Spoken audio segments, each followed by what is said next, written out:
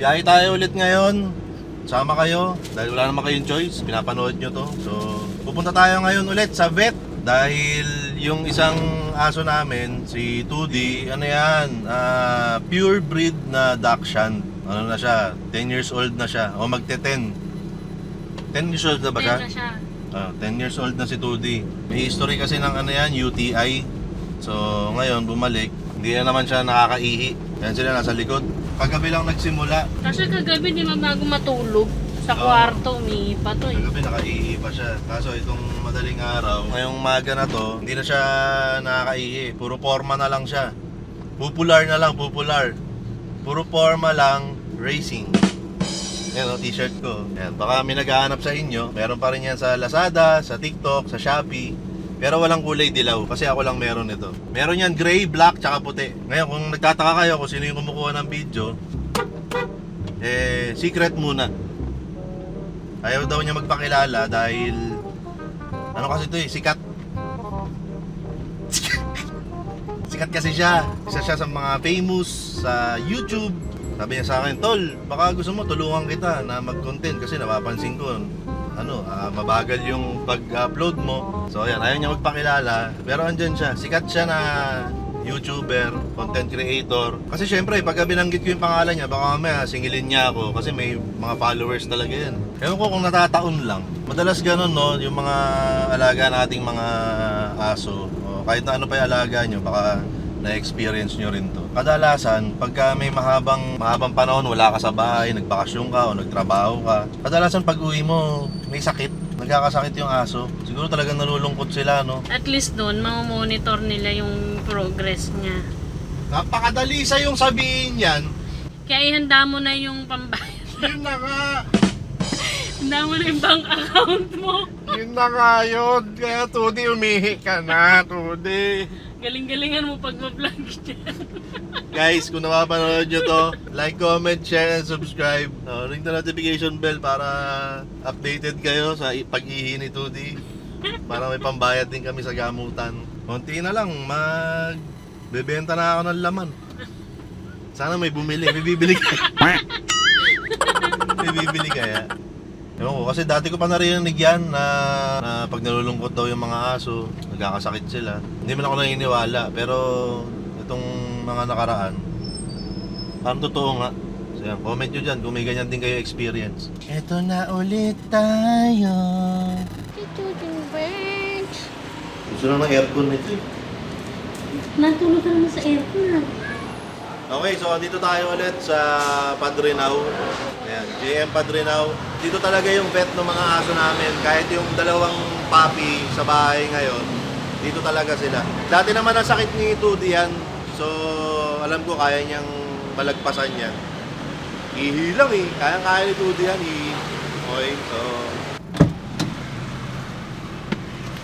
Okay, iwan na natin si 2D tsaka si Mayora. Matagal na proseso yun eh, yung parang ikakateter si 2D para makaihi siya. Kasi hanggang dun sa loob, ilang ulit siya nagtatry na umihi pero wala talagang lumalabas. Habang ginagawa yon kay 2D, mag-asikaso muna tayo ng ibang bagay. Mga ibang bagay na dapat nating abangan sa mga susunod na araw.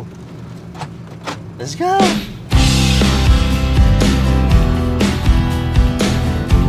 So napag-desisyonan nga namin, napansamantalang iwan si Mayora at si Tudi dun sa vet. Kasi ako ay meron akong dapat puntahan. Kailangan ko pumunta dun sa supplier ko ng t-shirt.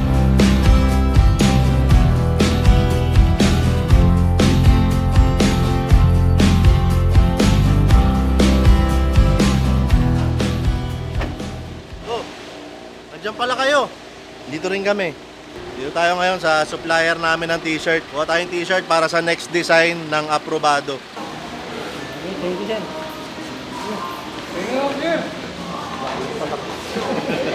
Mayor TV ko. Oh, sticker. Ito tayo kay Mayor. Oh. Sticker po. Ito tayo kay Mayor. Nakita niyo ba yan? Sikat ako rito. Ako pinaka-pogi rito eh. Parang ako nga. Hintayin lang natin yung in-order kong t-shirt. Hindi ka nagpapakita sa camera, di ba? So So, ako magbubuhat. Ayos. Tawa-tawa ka pa dyan. Para lang po sa kaalaman nyo, tumatawa po siya. Pero tahimik lang kasi ayaw niya nga magpakilala eh. Di ba? So, hintay lang natin yung order. Tapos, buhat.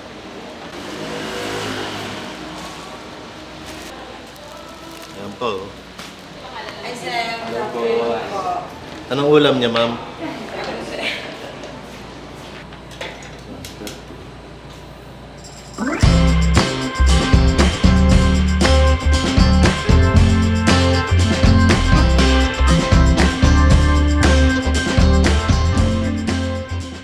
Sabi ko kanina ako magbubuhat.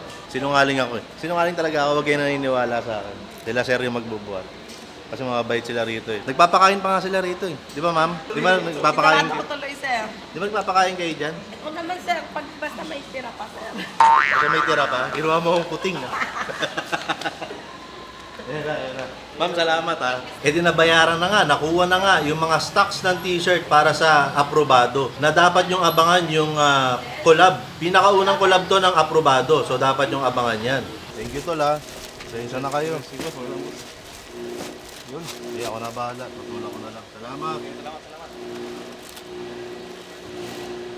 O, kita nyo?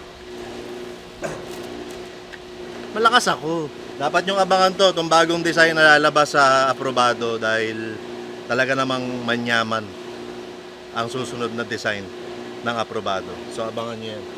Tapos ito, makikita nyo naman kung gaano ka functional si Bukbok. So napakabigat nito. Ayan, tapos ang dami pang laman. Kayang-kaya ni Bukbok. Talagang pampamilya, pang negosyo, kahit na multifunctional yan, nasasakyan. Pero habang inaabangan nyo yan, ito muna ang abangan ninyo. Itong bagong-bagong unit galing sa Geek Vape. Ito ang tinatawag na Geek Vape Aegis Nano 2. Ito ay compatible with N cartridge.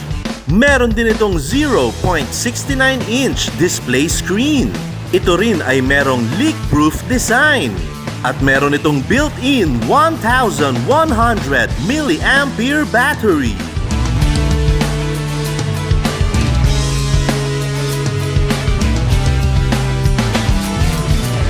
Alam nyo naman na basta Geek Vape, matibay, pang matagalan at hindi ka iiwanan. Ganyan ang Geek Vape Aegis Nano 2.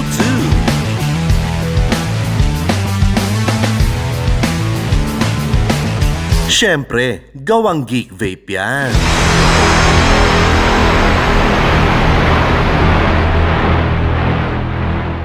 Okay, gagaling lang natin doon sa 3K para kumuha ng t-shirt. Nakita nyo naman. At ngayon ay pabalik na tayo rito sa vet dahil babalikan natin si Tudi. Kasama talaga yan, no? Kasama talaga yan sa mga responsibilidad, no, ng isang fur parent. Oh, nandiyan din kayo. Bilis nyo. At pagbalik namin doon ay okay naman. Tapos na i-catheter si Tudi. At ang sabi nga ng doktor ay mas mainam kung i-admit muna namin siya doon sa vet para ma-monitor siya at mas magdaan sa mas mainam na gamutan. Hindi naman siya tamad kumain ng gulay. Oo. Siguro pagbalik, pag uwi ni Tudi, balik na natin sa Puro gulay lang. gulay na siya. Lalo na daw kung nagka-UTI na talaga dati, mas dapat maano na sa kinakain. Kasi magiging pabalik-balik na siya. Ganun din. Baka may ano rin sa aso, no? Yung mga stone former. May ka stone former ka. Oo. Baka may ganun din. Kasi grabe, lakas niya sa tubig. Nagbubuo pa rin ng bato. It's part of being a fur parent. Yes! Marami silang karamdaman na hindi nila masabi. Marami silang nararamdaman na hindi nila maikwento. Kaya So, dapat basa mo yung aso mo eh. Kasi hindi naman siya magsasalita eh. Kailangan lang. Kasi sila hanggat kayang tiisin. Oo, matiisin sila. Hanggat kayang tiisin, titiisin. Gusto nyo ba ng prizes? Sige, next episode, abangan natin yan. Matagal-tagal na rin, mula nung huling beses na gumawa tayo ng para sa 100. So siguro sa mga susunod na episode ay susubukan natin gumawa. Imaginin ninyo. Imaginin natin kung wala si Bukbok. Napakahirap nun. Sino mo, mag-commute ka, may dala kang aso, di ba?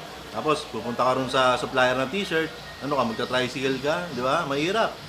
Paano mo bibitbitin ngayon yung 300 pieces na t-shirt na yun, di ba? Napakabigat nun. Tapos, pupunta ka pa rito sa init ng panahon, buti na lang, may aircon si Bukbok. Kaya nga, napag-desisyon na namin, di ba, na si Bukbok ay hindi maaaring nag-iisa lang. Meron na kaming paparating na bagong unit na dapat nating abangan. Siguro yun yung susunod na episode nito. Feeling ko lang ha. Feeling ko. Yung susunod na episode, yun na. Yung bagong minivan.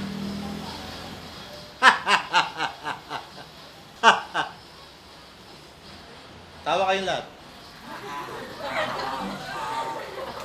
Basta ako, happy ako dahil at least kinakaya natin, no? Ano man ang dumating na pagsubok sa buhay. Ayan, ang boring ng buhay pag walang pagsubok. Totoo yan. Real talk yan. Isipin natin minsan na kaya tayo sinusubok dahil i-upgrade tayo. Parang gano'n, di ba? Halimbawa, ang isang ang cellphone o kaya ang isang laptop, pag i-upgrade yan, bubuksan yan. May papalitan.